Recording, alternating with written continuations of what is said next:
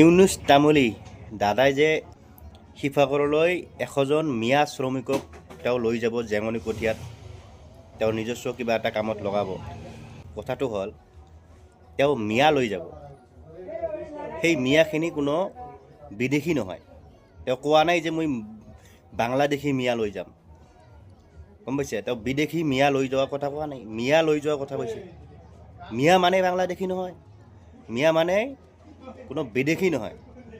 যদি ক'লেহেঁতেন যে মই অবৈধ মিয়া বাংলাদেশী লৈ যাম, তেতিয়া আপোনালোকে সেনেকৈ চিঞৰিব পাৰিলেহেঁতেন, কিন্তু তেওঁতো কোৱা নাই। তেওঁ সেইসকল লোকক লৈ যাব যিসকল বৈধ অসমৰ তথা ভাৰতীয় নাগৰিক। সেইসকলক আপোনালোকে কেনেকৈ ৰখাব? আপোনালোকে একো কৰিব নোৱাৰে, গম পাইছে? তেওঁ মিয়াক লৈ যাব খুজিছে। সেইসকল মিয়াক লৈ যাব যিসকল অসমৰ তথা ভাৰতীয় নাগৰিকক লৈ যাব। আপোনালোকে একো কৰিব নোৱাৰে। তেওঁ একো বেয়া কথা কোৱা নাই, গম পাইছে? এতিয়া ইমান টেটু ফালি লাভ নাই, গম পাইছে?